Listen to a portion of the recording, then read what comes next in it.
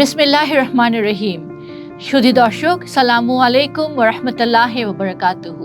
Hizb ut তৌহিদের ইমাম আল্লাহর মনোনীত কি নন, এ বিষয়ে অনেকের মাঝে একটা কৌতূহল সৃষ্টি হয়েছে। তারা আমাদের কাছে জানতে চেয়েছেন এবং আমাদের পক্ষ থেকে যথাযথ উত্তর মাননীয় ইমামের পক্ষ থেকে দেয়া হয়েছে। আজ আমি আমার দৃষ্টিকোণ থেকে এই বিষয়টি সম্পর্কে একটি আলোচনা তুলে আনছি।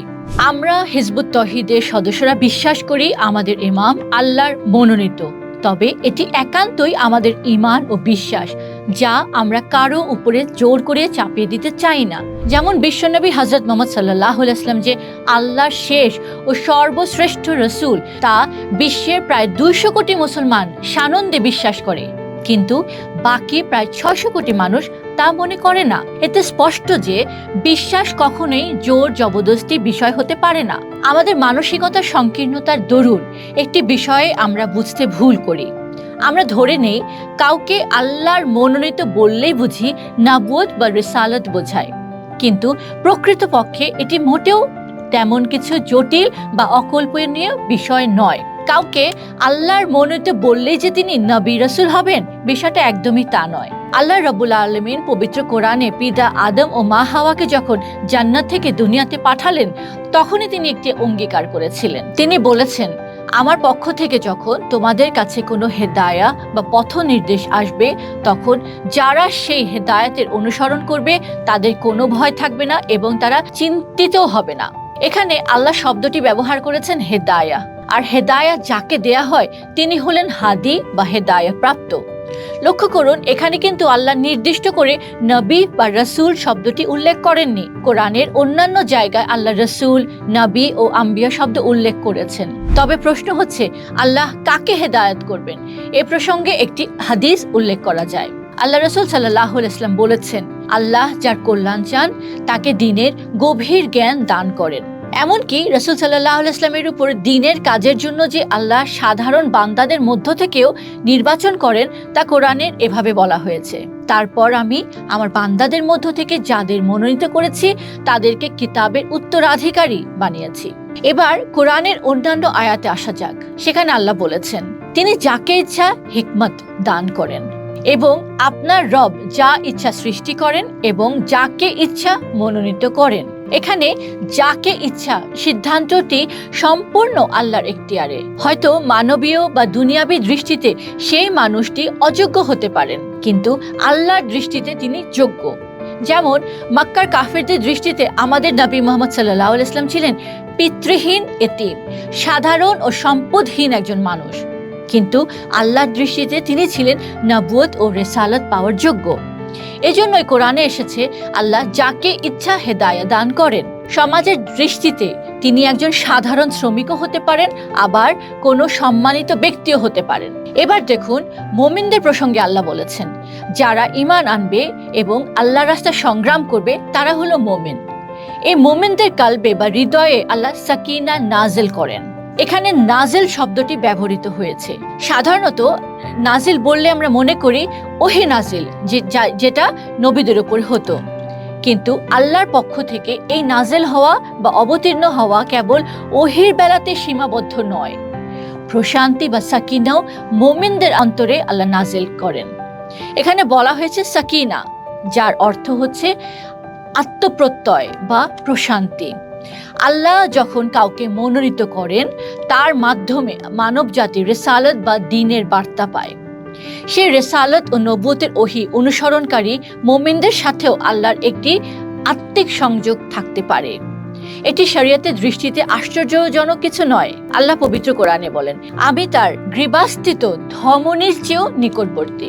অন্য একটি আয়াতে আল্লাহ বলেছেন, আমার বান্দারা যখন আমার সম্পর্কে আপনাকে জিজ্ঞেস করে, তাদের বলুন আমি তো নিকটেই আছি। কোনো আহ্বানকারী যখন আমাকে ডাকে, আমি তার ডাকে সাড়া দেই। ওহী প্রসঙ্গে ফাকিগণ প্রকারভেদ করেছেন যে নবুয়ত ও রিসালাতের ওহী কেবল নবী রাসূলদের উপর আসে, তবে নবুয়তের ওহী ছাড়াও কোরআনে অন্যান্য ওহীর কথা এসেছে।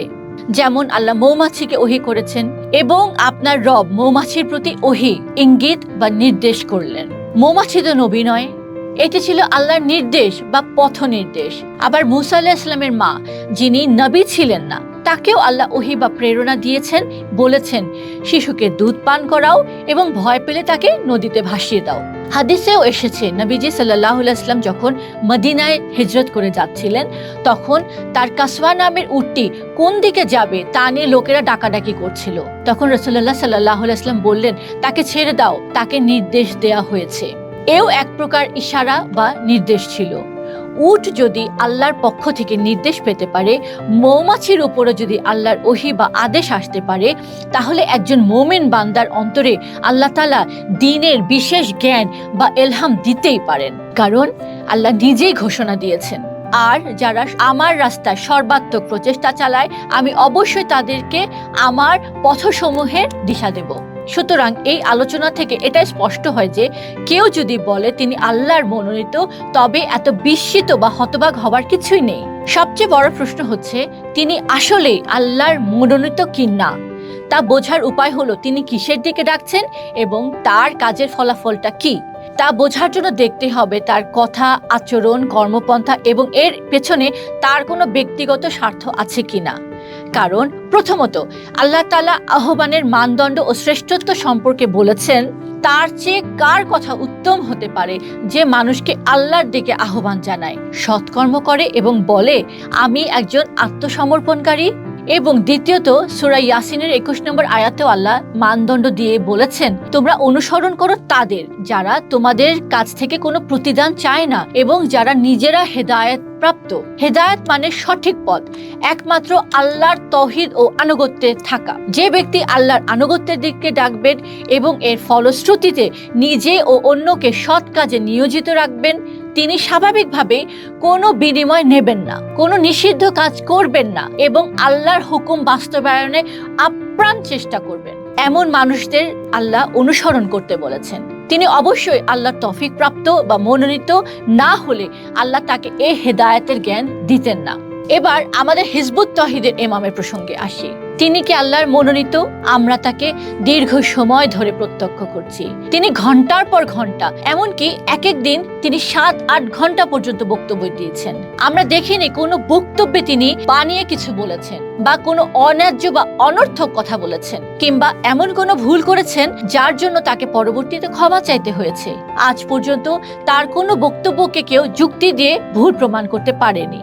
দ্বিতীয়ত তার দাওয়াতে আমরা দেখেছি চরম নাস্তিক ভাবাপন্ন মানুষও দিনের দিকে আকৃষ্ট হয়েছে, ভিন্ন ধর্মের মানুষ আকৃষ্ট হয়েছে, খারাপ অভ্যাসে লিপ্ত থাকা মানুষ তওবা করে সৎ জীবনে ফিরে এসেছে এবং অলস মানুষ কর্মঠ হয়েছে। সবচেয়ে বড় কথা, লক্ষ লক্ষ মানুষ যারা দিনের প্রকৃত উদ্দেশ্য বুঝতো না, তারা আজ আল্লাহর সন্তুষ্টির জন্য নিজের জান মান উৎসর্গ করতে প্রস্তুত।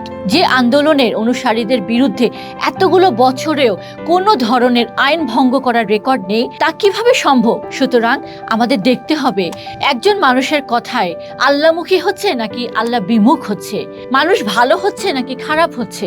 এই বাস্তবতার নিখিরে আমরা সুনিশ্চিতভাবে বলতে পারি আমাদের ইমাম আল্লাহ কর্তৃক পরিচালিত ও মনোনীত।